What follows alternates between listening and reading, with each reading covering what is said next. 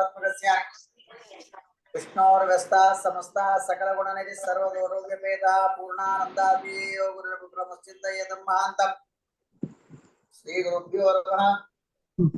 नमस्ते प्राणेन प्रणतविवाया वरिमगाः नमस्वामिन् रामप्रेतमः हनुमन् गुरुगुण नमस्तुभ्यं देव प्रबलतम कृष्णेष्ट भगवन् नमः श्रीमन्मध्व प्रदेश सुदृढं नो जय जय भवति दुर्भावादेण मुकोऽपि जडमजरभजन्तर्जायते प्राज्ञमौले सकलवचनचेतो देवता भारती सा मामा वाचा श्रीधत्तां सन्निधिं मानसे च फणिगणवरभूषः पार्वतीश्लग्नवेषः कलचनकसरोषः खण्डितरत्नीयदोषः सदरुणगिरिवासः शक्रसूर्याद्यदेशः पर्यर्तगोपाकः पादुमां पार्वतीशः नमोस्तुतात्विका देवाः विष्णुभक्तिपरायणाः धर्ममार्गे प्रेरयन्तु भवन्तः सर्वे वै अस्मद्गुरुसमारम्भाम् एकाकृत्पादमध्यगां श्रीमदाचार्यपर्यन्तां वन्दे गुरुपरम्परां नौमिन्याय सुधाकृत्येमनिन् श्रीपादराक्षसन्मणिन् व्याचार्यान् राघवाब्धिवेरान् श्रीवादिराजानपि वन्दे अम्बुरान् वैदग्ध्यवारानदीन् श्रीसत्यवर्तराघवेन्द्रपान् सद्भोसद्यानपान् कृष्णापदक्षिद्गौरातैः स्वान्तध्वान्त्रिवार्का श्रीसत्यसन्तसूर्योऽयं भासतान्नोर्दम्बरे सत्यधीरकराब्जोत्तज्ञानवैरागिसागरः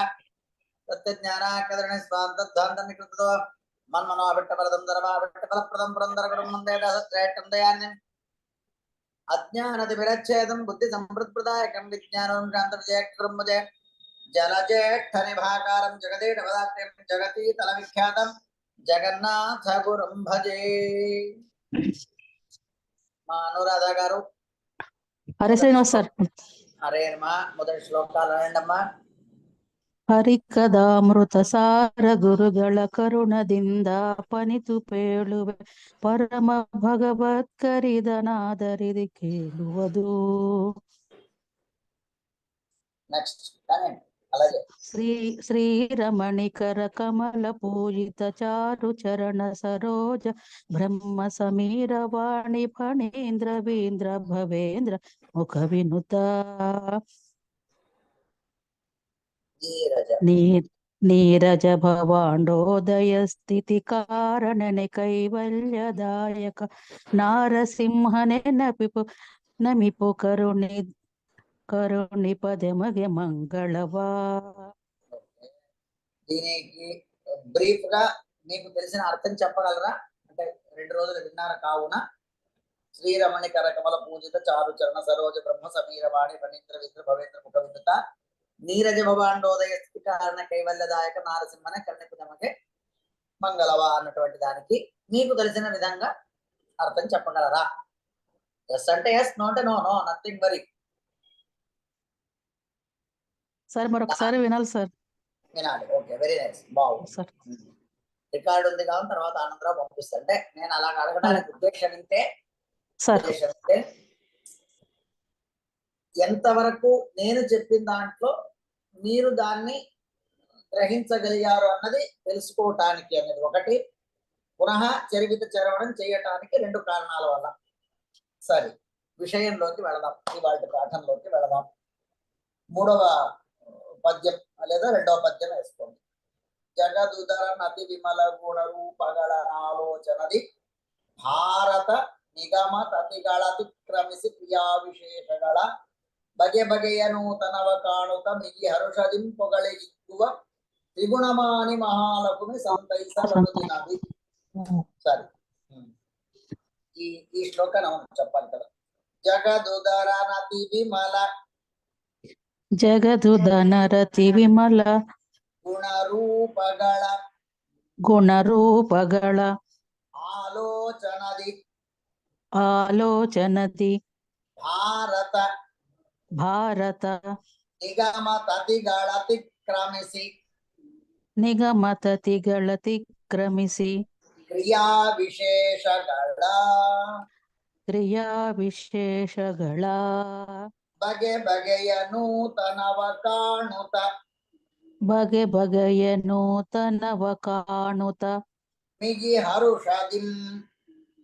ಮಿಗಿ ಹರುಷದಿಂ ಪೊಗಳಿ ಹಿಗ್ಗುವ ತ್ರಿಗುಣಮಾನಿ ಮಹಾಲಕುಮಿ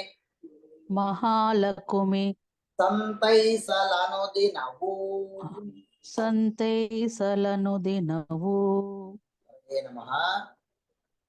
జగన్నాథదాసుల వారు ఎంత సుందరంగా లక్ష్మీదేవి గురించి మనకు ఒక చిత్రణ ఇస్తారు అని అంటే, ఇప్పుడు చూడండి, కొందరికి ఆంజనేయ స్వామి అని పేరు చెప్పగా తోక ఉండే, చేతిలో గద ఉండే, తర్వాత లేక పర్వతం ఉండే, లేక పుష్పం ఉండే, అంటే ఎవరెవరు ఏ రకంగా ఆంజనేయ స్వామిని కొలిచారో, లేక ఏ ఆంజనేయ స్వామిని చూశారో వారికి ఆ విధమైన ఆంజనేయ స్వామి రూపము కళ్ళ ముందు కనిపిస్తుంది. లక్ష్మీదేవి ఉంది. లక్ష్మీదేవి అనగా మనకేం కనిపిస్తుంది? లక్ష్మీదేవి సహజంగా మన ఇళ్లలో పాతకాలపు కొన్ని ఫోటోలు లక్ష్మీదేవి నించున్నట్టుగా, వెనకాతల ఏనుగులు ఉన్నట్టుగా, లేక పుష్పాలు ఉన్నట్టుగా, సరోవరం ఉన్నట్టుగా, నీళ్లలో నిలబడినట్టుగా, చేతి నుండి ధన కనక వృష్టి జరుగుతున్నట్టుగా, లేదా కమల పుష్పం పట్టినట్టుగా ఇవి మనకు కనిపిస్తాయి. అంతే కదా? ఇంకా ఒకళ్ళిద్దరికి ఇంకా ఏదైనా ఒక 4 ఎక్స్ట్రాలు కనిపించవచ్చు.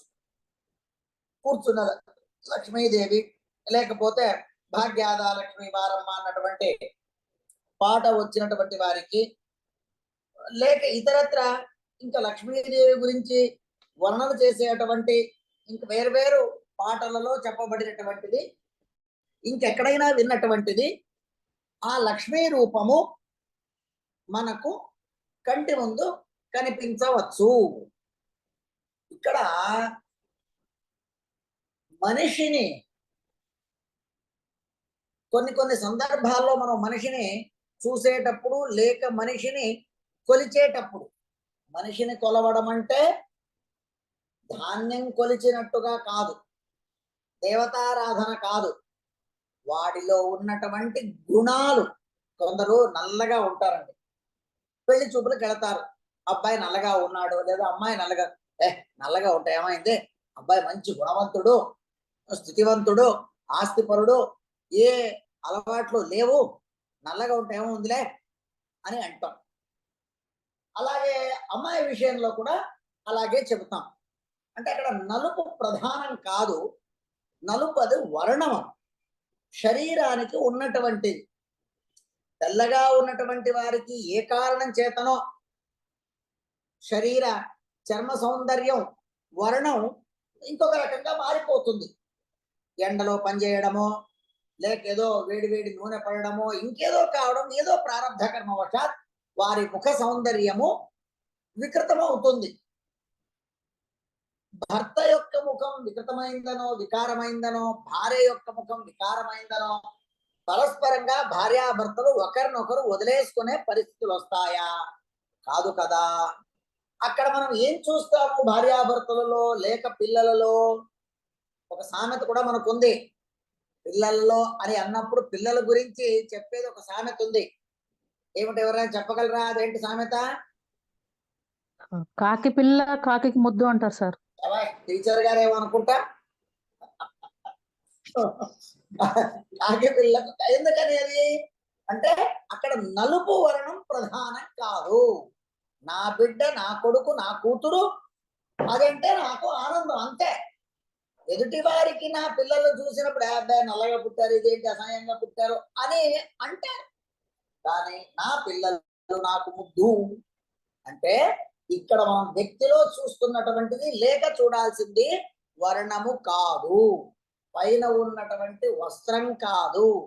ఇప్పుడు ఆంజనేయ స్వామి అని అనగానే మనకు తోక కనిపించి, చేతిలో గద కనిపించి, లేకపోతే పుష్పం కనిపించి ఏదో కనిపిస్తుంది. అలాగే లక్ష్మీదేవి విషయంలోనూ కూడా నించున్నదో, కూర్చున్నదో, ఏనుగులున్నదో, కలశం పట్టుకున్నదో, అభయహస్తం ఉన్నదో, ఇంకేదో ఉంటాయి. ఇది ప్రధానం కాదు. ఇంతసేపు ఈ దృష్టాంతం చెప్పడానికి రీజన్ ఏమిటి? గుణ ప్రాధాన్యత.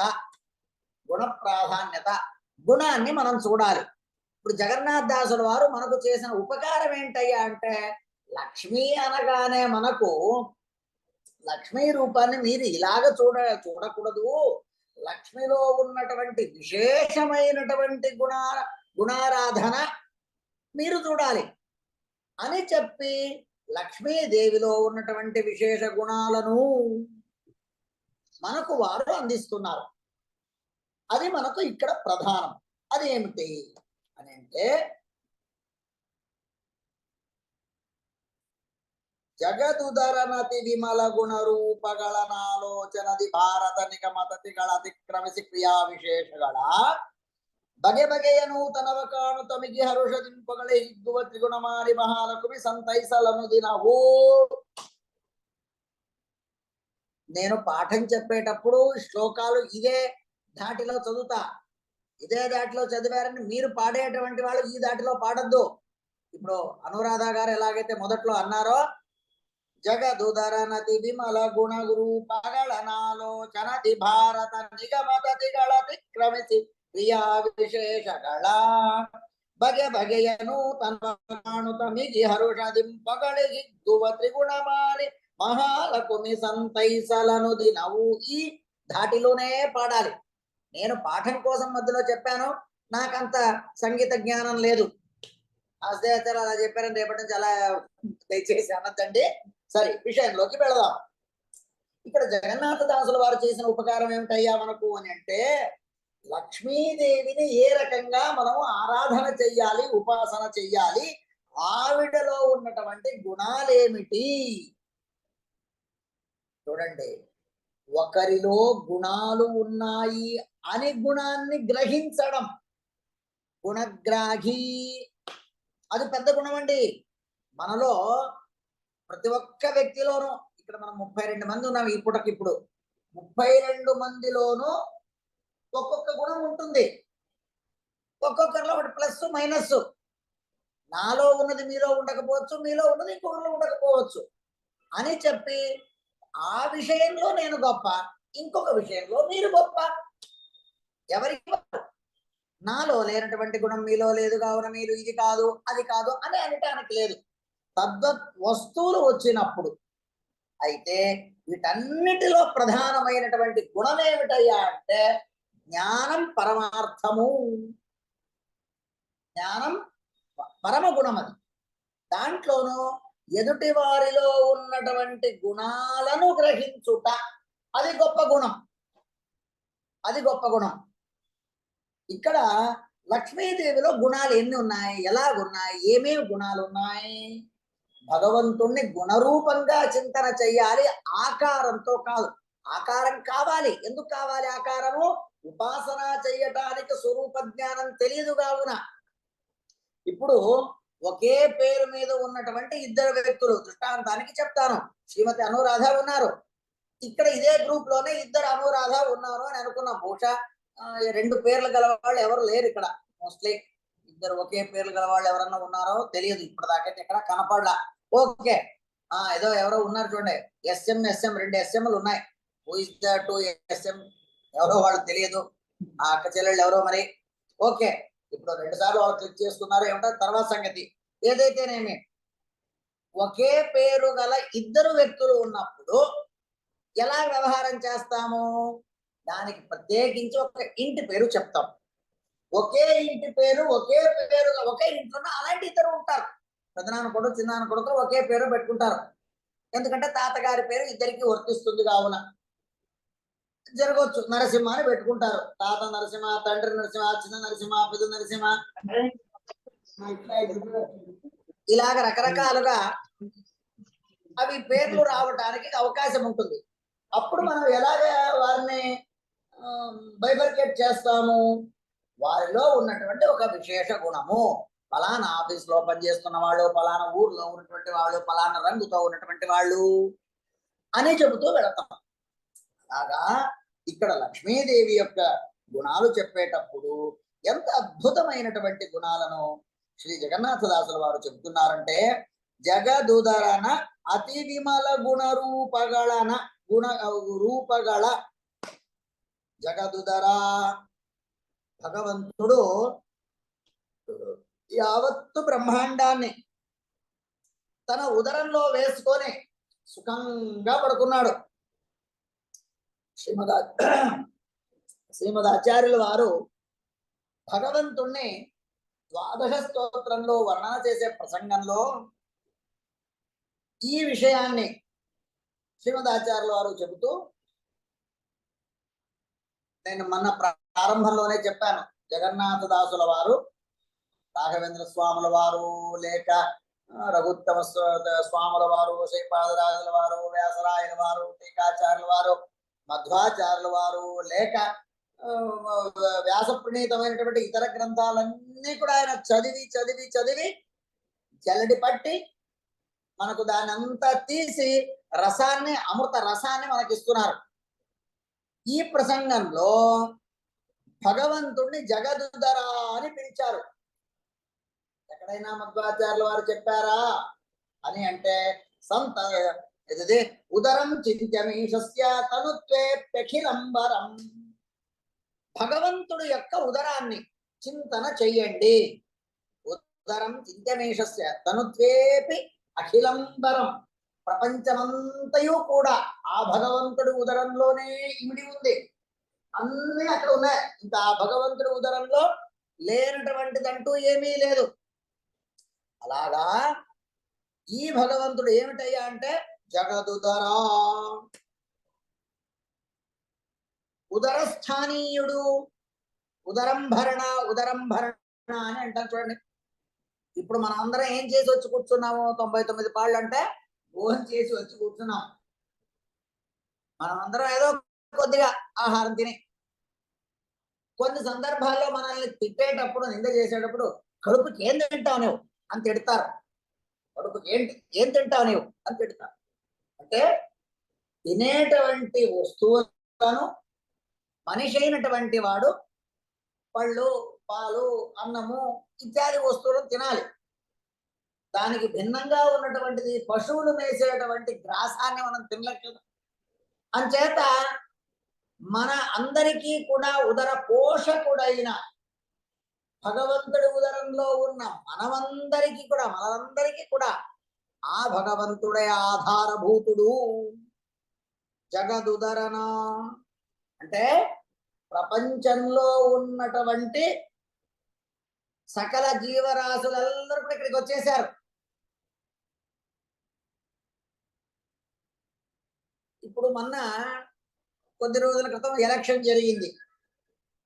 ఒకే ఇంట్లో ఉన్నటువంటి భార్యాభర్తలో, తల్లి కొడుకో, తల్లి కూతురో, అన్నదమ్ములో ఒక్కొక్కడికి ఓటు ఒక్కొక్క వీధిలో వచ్చి ఉండవచ్చు. ఒకే పోలింగ్ బూత్ లో వచ్చి ఉండవచ్చు, రాకపోయి ఉండవచ్చు.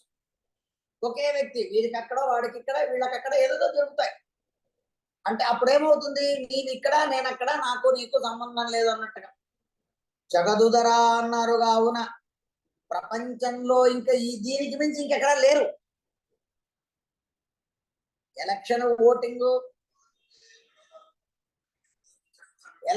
లో ఓటింగ్ మనం ఓటు వేసేటప్పుడు అది వేరే వేరే ఏరియా అని ఎలాగ బైఫర్కేట్ చేసి మనం చెప్పుకుంటామో, అంటే వీడికి ఇక్కడ సంబంధం లేదు, వాడికి అక్కడ సంబంధం లేదు అని, అలాగా దేవుడి ఉదరంలో లేనటువంటిది, దేవుడి ఉదరంలో రానటువంటి వాడంటూ ఎవడు లేడు.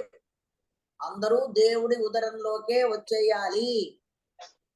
సరే, దాని బదులు దేవుడు ఉదరం అని చెప్పే బదులు బ్రహ్మాండంలో అని చెప్తే అయిపోతుంది కదా. దేవుడు ఉదరము అని ఎందుకు చెప్పాలి? బ్రహ్మాండంలో ఉన్న సకల జీవరాశులు అని చెప్పాలి. దాని జగదుదరం ఎందుకు చెప్పచ్చు? బ్రహ్మాండంలో ఉన్న సకల జీవరాశులు వాళ్ళందరికీ దేవుడు మరియు లక్ష్మీదేవి ఇలాంటి ఏదో పదం పెట్టి ఉండవచ్చు. జగన్నాథ దాసుల వారికి పదాలు ఏమైనా దొరకలేదా డిక్షనరీలో అని అనుకుంటే, ఇప్పుడు ఇంటి యజమాని, ఆ ఇంట్లో ఇప్పుడంతా మనం హమ్దో హమారిదో అంతే, నేను, నా పెళ్ళాం, నాకు 2 కొడుకులు, 5వ వాడు ఎక్స్ట్రా వస్తే ఆలోచన చేయాలి, అమ్మ ఎలాగా అని. పూర్వకాలంలో ఉమ్మడి కుటుంబం, ఇంటి పెద్ద నా పొట్ట పెద్దది అంటాడు. నా పొట్ట పెద్ద అంటే వీడే అన్ని తినేస్తాడని అర్థం కాదు అక్కడ. వాడి భావన ఏంటి? నా కడుపు నిండాలి అని అంటే నా కూడా ఉన్నటువంటి యావత్తు మిగతా పరివారం, భార్య, అన్నదమ్ములు, పిల్లలు, ఆ రోజంతా ఉమ్మడి కుటుంబం, ఎక్కువ సంతతి, 5 మంది 10 మంది పిల్లలు, 5 ఆడపిల్లలు, 5 మగపిల్లలు, దాంట్లో ఒకళ్ళిద్దరికి పెళ్ళి, మళ్ళా మనవాళ్ళు మనవరాళ్ళు వాళ్ళకు పెళ్ళిళ్ళు, ఏదో రకరకాలుగా వీళ్ళందరినీ పోషించేటువంటి వాడు ఇంటి పెద్ద. నా నా పొట్ట పెద్దది, నీవిచ్చేది నాకు సరిపోదు, అంటే నా ఇంట్లో ఇంతమంది ఉన్నారు, వీళ్ళందరూ తినటానికి సరిపడేటువంటి వస్తువు కావాలని చెప్పే భావనలో. అంచేత ఉదరుడైనటువంటి ఈ భగవంతుడు అతడు తిన్నాడు అని అంటే మనమందరం తిన్నట్టే. దానికి దృష్టాంతం ఏమైనా చెప్పగలరా ఎవరైనా? దేవుడు భోంచేశాడు అని అంటే ప్రపంచంలో ఉన్న వాళ్ళందరూ భోంచేసినట్టు అనటానికి ఏదైనా ఒక దృష్టాంతం చెప్పగలరా ఎవరైనా? సరే, జానకి గారు ఆన్ చేశారు మైక్, చెప్పండి అమ్మా. కోపలి దూర్వాస మహాముని వచ్చినప్పుడు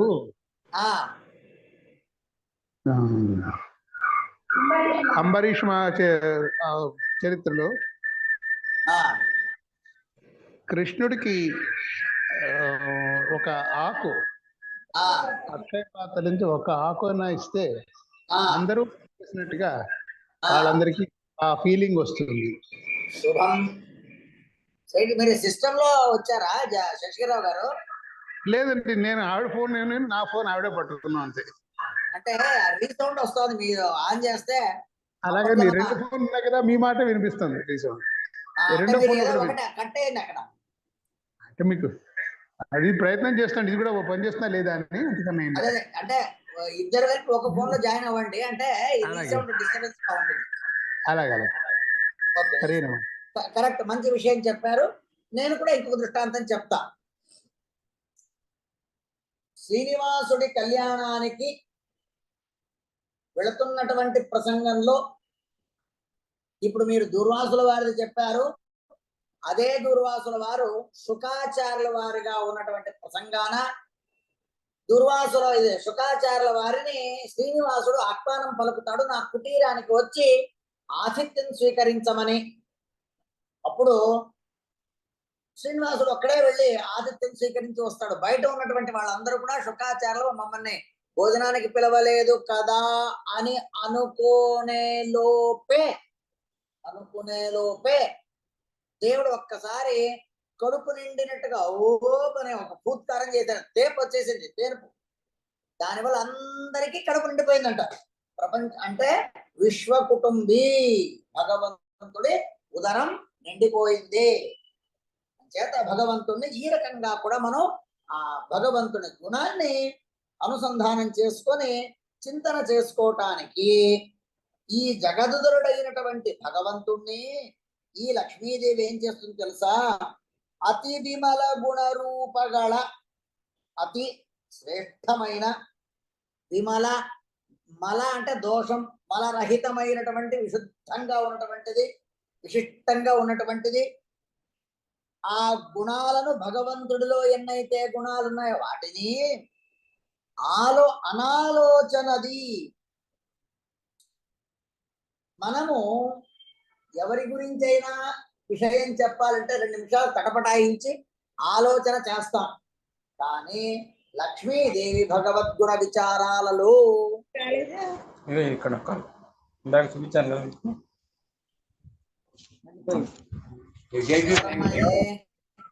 ఎస్ఎం ఎవరది? మైక్ ఆన్ చేసుకున్నారమ్మా? కొద్దిగా చూడండి తల్లి, డిస్టర్బెన్స్ గా ఉంటుంది ప్లీజ్.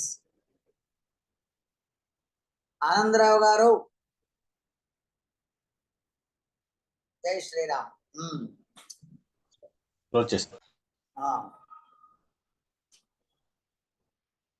లక్ష్మీదేవి భగవంతుడి విచారాలలో ఆలోచన చేయాల్సినటువంటి అవసరం లేదు. అనాలోచనేపి సర్వ విషయకం జ్ఞానం లక్ష్మీ జ్ఞానం అని శాస్త్రం చెప్తుంది. దాంట్లో రుజువుల జ్ఞానం వేరు, ఋషుల జ్ఞానం వేరు, బ్రహ్మదేవుల జ్ఞానం వేరు, ఇలాగ కొన్ని కేటగిరీస్ ఉన్నాయి. కొన్ని విచారాల్లో ఆలోచన చేసి చెప్పాలి, కొన్ని విచారాల్లో ఆలోచన చేయకుండా చెప్పగలుగుతారు. అంటే ఇప్పుడు మనం ఉన్నాము, మీరు మీ ఇళ్లలో మీ ఊర్లలో ఉన్నారు, నేను నా ఊర్లో లేను, నా ఇంట్లో లేను, నేను వేరే చోట ఉన్నాను. ఇప్పుడు మా ఇంట్లో ఏం జరుగుతుంటుంది అని మనము ఒక క్షణం ఆలోచించాలి. అక్కడ మనకు పరోక్ష జ్ఞానం, అపరోక్షం లేదు.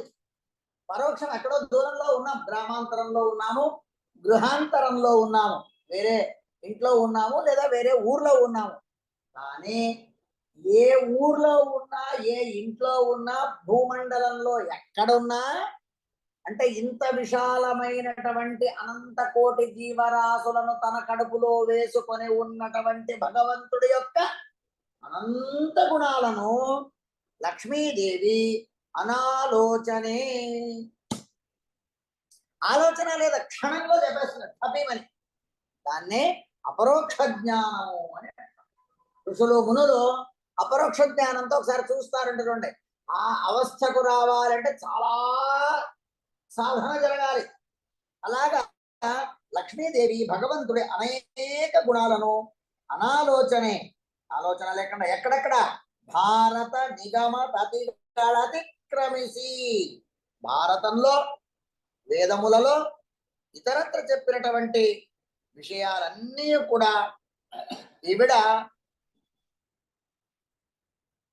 వాటిని తెలుసుకొని భగవంతుని గుణాలను ఆవిడ ధ్యానం చేస్తుంది, ఉపాసన చేస్తుంది, లెక్క కడుతుంది. ఆవిడకి ఎంత ఆనందము అని అంటే, ఎంత ఆనందము! క్షణస్యానంత భాగానాం ఏకకస్యాంశకేపి చ విష్ణోర్గుణానంతాశ్చ ద్రష్టుం శక్యాభిః స్ఫుటం క్షణే క్షణే నవ నవ విశేషో ఫలం భతగా తత్తత్కాలే గగమాన కౌతూహల మహార్ణవే. లక్ష్మీదేవి కౌతూహల మహార్ణవే. కుతూహలం అంటే ఆశ్చర్యం, ఆశ్చర్యం అన్నటువంటి అరడవ సాగరంలో మునిగిపోయిందట. ఏమిటి? భగవంతుడికి ఈ మన సెన్సెక్స్ రేట్ పెరుగుతూ ఉంటుంది చూడండి, క్షణక్షణానికి పెరుగుతుంటుంది. అలాగ భగవంతుడి గుణాలు క్షణక్షణానికి, గుణాలు చూడండి నిలకడగా ఒకే చోట ఉన్నాయనుకోండి, పెరుగుదల లేనటువంటి గుణాలు అంటే ఒక రోజుకి ఆగిపోతాయి. అంటే గుణాలకు అక్కడ పులి స్టాప్. కొన్ని ఊర్లలో ఆంజనేయ స్వామి విగ్రహాలకి ఆయన పెరుగుతున్నాడు అని చెప్పి పైన ఒక చిన్న మేపు కొట్టుంటారు, ఆ శిల పెరగకుండా ఉండటానికి. గుంటకల దగ్గర నెట్ట కంటే ఆంజనేయ స్వామి అని ఆయన పెరుగుతున్నాట, ఆయన పెరగకుండా ఉండటానికి పైన ఒక మేపు కొట్టి పెట్టారు. అందరూ ఊర్లో వాళ్ళ భక్తులు దేవుడిని రోజు పూజకు వస్తే రోజు పెరిగిపోవడమే, అరడుగు అరడుగు అరడుగు. రోజు నువ్వు ఇలా పెరిగితే నీకెవడ పూజ చేస్తారని ఎవడో అన్నా అంటారు. అట్లయితే నెత్తిన ఒక మేకు కొట్టండి రా, పైన గోడకు ఒక మేకు కొడితే అలా స్టాప్ అయిపోయాడు. ఇంకోటి ఏదో నంది కూడా ఏదో ఒకటి పెరుగుతా ఉంది అని చెప్తాం, లేపాక్షి నంది ఇంకెక్కడదో. అలాగా పెరుగుతూ ఉండడం ఇది భగవంతుడి యొక్క గుణ వైశిష్ట్యత. మనము చిన్నతనంలో ఉన్నప్పుడు 10 గుణాలు మంచి లక్షణాలు ఉండొచ్చు, ఇంకొద్దిగా పెరిగాక ఇంకొక ఏడాది వచ్చాక ఇంకొక 10 గుణాలు రావచ్చు, ఇంకొక సంవత్సరం ఇంకొక 10 గుణాలు. అలాగే మనలో కూడా గుణాలు పెరగాలి. అలాగ లక్ష్మీదేవి భగవంతుడిలో ఉన్నటువంటి గుణాలను క్షణక్షణానికి పెరుగుతున్నటువంటి దాన్ని లెక్క కడుతూ ఆనందంగా ఆనంద సాగరంలో మునిగిపోతా ఉందట. అది చెప్పటానికి అంటే చూడండి, నేను ప్రారంభంలో చెప్పాను, ఎదుటి వారిలో ఉన్నటువంటి గుణాలను మెచ్చుకోగలగాలి, ఆ గుణాలను గ్రహించగలగాలి. లక్ష్మీదేవి భగవంతుడిలో ఉన్నటువంటి గుణాలను లెక్క కడుతూ ఉంది. సుమధ్వ విజయంలో ఒక ప్రసంగంలో చెబుతారు, నిలువెత్తు దేవుడి ఆకారం. దేవుడు ఎంత ఆకారంలో ఉన్నాడు? 2 లెక్కలు చెప్పచ్చు. ఒకటి అంగుష్ట మాత్ర పురుష, అతి స్వల్పంగా అణోరణీయాన్ అని చెప్పచ్చు. ఇంతేనా దేవుడు అంటే? మహతో మహీయాన్, యావత్తు విశ్వం బ్రహ్మాండం ఎంత ఉందో అంత పెద్దగా ఉన్నాడు అని కూడా చెప్పచ్చు. సరే, ఏది ఏ రకంగా చెప్పినా బ్రహ్మాండమంత విశాలమైనటువంటి శరీరం తీసుకున్నటువంటి భగవంతుడిలో ఎన్ని గుణాలైతే ఉన్నాయో అన్ని గుణాలు అత్యంత అల్పమైనటువంటి అణురూపంలోనూ కూడా ఉన్నాయి. చూడండి, మనలో వ్యత్యాసం. అన్నయ్య పెద్దవాడు, తమ్ముడు చిన్నవాడు. అన్నయ్యకు బలం ఎక్కువ, చిన్నవాడికి బలం తక్కువ అని మన వ్యవహారం. కానీ దేవుడి అనురూపమైన మహద్రూపమైన రెండింటిలోనూ సమానమైనటువంటి గుణాలు ఉన్నాయి. ఇది గుణం తక్కువ అని చెప్పి దాన్ని చెప్పటానికి లేదు. అలాగ భగవంతుడిలో అనంత గుణాలు, దాన్ని లెక్క కడతా ఉందట. ఏ భాగంలో ఉన్నటువంటిది? దేవుడి యొక్క కుడికాలు, బొటనవేలు, ఆ బొటనవేలుకున్నటువంటి నఖం గోరు, ఆ గోటిలో ఉన్నటువంటి ధూళీకణం, అక్కడ ఉన్నటువంటి గుణాలను నరమాపి పదాంగులీల తన్నగౌరాజనయేదనంత సద్గుణాన్ గణయేద్గణయంతరారతం. లక్ష్మీదేవి ఆ గుణాలను నిత్యం లెక్క కడతా ఉంది. లెక్క కడుతూ గడుతూ గడుతూ అనంతంగా ఉంది. నవ నవ గుణాలట, కొత్త కొత్త కొత్త కొత్త గుణాలు. అప్పటి నుంచి ఇప్పటిదాకా లెక్క కట్టినా పరిపూర్ణం కానటువంటి ఆ గుణాలను చూచి పరమానంద భరితురాలవుతా ఉంది ఆ లక్ష్మీదేవి. చేత ఇలాంటి లక్ష్మీదేవి ఈవిడ చూడండి, ఇక్కడ ఏమన్నారు జగన్నాథ దాసుల వారు? క్రియా విశేషగల ఆ భగవంతుడి గుణాలు, క్రియ, వాటినన్నిటి కూడా చూస్తా ఉంది ఆవిడ. బగె బగెయ నూతనవ కాణుత మిగి హరుషదిం పొగళి హిగ్గువ. దాన్ని పాడి ఆనందపడుతుందట, ఆనందపడుతుంది. త్రిగుణమాని శ్రీభూదుర్గాత్మికంగా ఈ లక్ష్మీదేవి జడ ప్రకృతిగాను మూల రూపంగాను ఉన్నటువంటి చిత్ ప్రకృతిగా ఉన్నటువంటి ఈ లక్ష్మీదేవినే కేవలం లక్ష్మీదేవి అని చెప్పి ఉండవచ్చు. మహాలక్ష్మి అని చెప్పారు. మహాలక్ష్మి, మహాలక్ష్మి ఎందుకు చెప్పాల్సి వచ్చిందంటే లక్ష్మీదేవి అంటే అయిపోయిండేది కదా అని. అంటే లక్ష్మీదేవి అంటే అలక్ష్మి కూడా ఉంది. కలి యొక్క భార్య అలక్ష్మి. ఆవిడ కూడా లక్ష్మియే. ఆవిడ తమస్సు, అజ్ఞానం, ఈవిడ జ్ఞాన సంపత్తు. లక్ష్మీదేవి సిరి సంపదలు, డబ్బునిస్తుంది. కానీ దానికన్నా ఆవిడ ఎప్పుడు కూడా భగవంతుడిలో ఉన్నటువంటి గుణాన్ని లెక్క కడుతుంది. మనము లక్ష్మీదేవి నుంచి డబ్బులు లెక్క కట్టడానికి ప్రయత్నాలు చేస్తాం. లక్ష్మీదేవి దేవుడిలో ఉన్నటువంటి గుణాలను లెక్క కడుతుంది. అంచేత మనం లక్ష్మీదేవిని ఏమని అడగాలి? డబ్బు అడగాల, దేవుడిలో ఉన్నటువంటి గుణ సంపదను అడగాల, జ్ఞాన సంపద అడగాల, సిరి సంపద కావాలా, జ్ఞాన సంపద కావాలా? అంచేత మనకు కావాల్సింది జ్ఞాన సంపద, గుణ సంపద. ఆ గుణ సంపద, జ్ఞాన సంపద ఎందుకంటే ఎల్లవేళలా ఎప్పుడది ఎల్లవేళలా అంటే ప్రకృతిలో ఇది ప్రపంచము ప్రళయమైనప్పటికీ కూడా ఆవిడ ఉంటుందట. దాన్ని చెప్పేటప్పుడు దానికోసమే మహాలక్ష్మి అని చెబుతూ మంగళ దేవత ఆవిడ. మహాలక్ష్మి సంతైసలను దినవు, మన పైన అనుగ్రహం చెయ్యని చెబుతూ మధ్వాచార్యుల వారు మహాభారత తాత్పర్యంలో ఈ ప్రసంగంలో ఒక మాట చెబుతారు.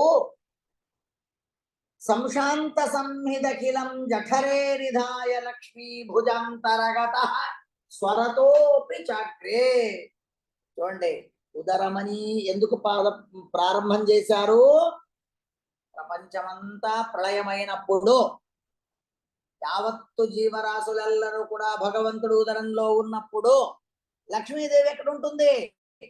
దేవుడి భుజస్కంధాలలో ఆలింగనం చేసుకొని కౌలించుకొని ఆనందంగా ఉంటుంది. భగవంతుడు కూడా ఆ లక్ష్మీ ఆలింగనం చేసుకొని సంతోషంగా ఉన్నాడు.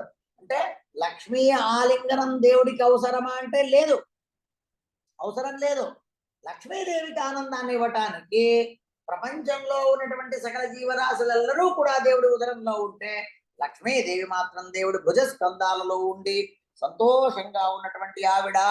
అంటే మనం ఎవరూ లేనప్పుడు, ప్రపంచం ప్రళయమైనప్పుడు, మనం పుట్టక మునుపు, మనమే కాదు మన తాత ముత్తాతలు, మన గోత్రం ఎక్కడ దాకా వెళుతుందో మన ఋషులు ఎవరైతే ఉన్నారో ఆ ఋషి పుట్టక ఎక్కడుందో, ఆ ఋషికి మూలం ఎక్కడుందో, దృష్టాంతానికి కాశ్యప గోత్రం, కశ్యప ఋషుల వారు, ఆ పైకి వెళ్ళండి మరీచి, ఆ పైకి వెళ్ళండి బ్రహ్మ, అలాగా బ్రహ్మదేవుల వారి దగ్గర నుండి ఆరంభం చేసుకొని సకల జీవగణమంతా కూడా దేవుడి కడుపులో ఉన్నప్పుడు లక్ష్మీదేవి మాత్రం భగవంతుడి పక్కనే ఉన్నది.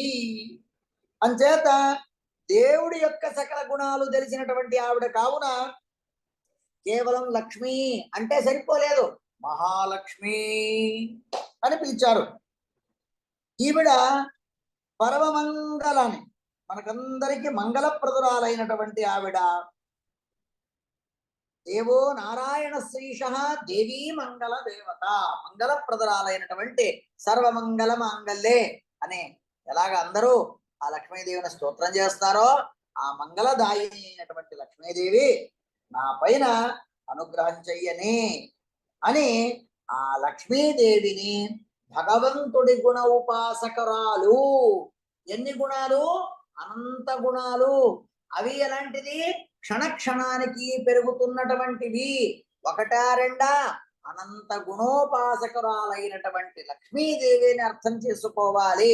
ప్రారంభంలో ఆంజనేయ స్వామి అనగానే మనకు తోక, గద, పర్వతము, పుష్పము కనిపించినట్టు లక్ష్మీదేవి అంటే నించున్నదో, కూర్చున్నదో, ఏనుగులున్నదో, లేకపోతే అభయహస్తాలు ఉన్నదో, ఈ ఆకారం కాకుండా భగవద్గుణోపాసకురాలు నిరంతరంగా అని ఆ లక్ష్మీదేవి గుణరూపాన్ని మనకు జగన్నాథదాసుల వారు చెప్పి లక్ష్మీ ఉపాసన ఏ రకంగా చెయ్యాలి, లక్ష్మిని డబ్బిమ్మని అడగాలా, జ్ఞాన సంపద ఇవ్వాలా అని ఏది అడగాలి అని మనకే వారు దారి చూపించి భగవంతుడి గుణోపాసకురాలైనటువంటి లక్ష్మీదేవిని మనము కూడా చూడండి, ఒకే మెంటాలిటీ ఉన్నవాళ్ళు ఎలాగ కలిసిపోతారు. విభిన్న ధర్మాలు ఉన్నవాడు, విభిన్న ఆలోచనల వాడు విభిన్నంగా, వాడి దారి వేరే, నీ దారి వేరే, నా దారి వేరే, ఒకే టేస్ట్. అలాగా లక్ష్మీదేవిని మనం ఏ రకంగా అడగాలంటే, నీవెలాగైతే భగవంతుని ఆరాధన గుణోపాసన చేస్తున్నావో తల్లి, మాకు కూడా భగవంతుడి గుణోపాసన చెయ్యటానికి కొద్దిగా గుణాలు మాకు ప్రసాదించు అని చెప్పి లక్ష్మీ గుణాన్ని మనము చింతన చెయ్యటానికి జగన్నాథదాసుల వారు పరమోపకారం చేసి జగదుదరనతి విమల ಗುಣ ರೂಪಗಳ ನಾಲೋಚನದಿ ಭಾರತ ನಿಗಮತತಿಗಳ ಅತಿಕ್ರಮಿಸಿ ಕ್ರಿಯಾ ವಿಶೇಷಗಳ ಬಗೆ ಬಗೆಯ ನೂತನವ ಕಾಣುತ್ತ ಮಿಗಿ ಹರುಷದಿಂಪೊಗಳೆಗಿಕ್ಕುವ ತ್ರಿಗುಣಮಾನಿ ಮಹಾಲಕ್ಷ್ಮಿ ಸಂತೈಸಲನುದೆನವು అని చెప్పి లక్ష్మీ మహాత్మ్యాన్ని తెలియజేశారు. హరయే నమః. శ్రీకృష్ణార్పణమస్తు. జై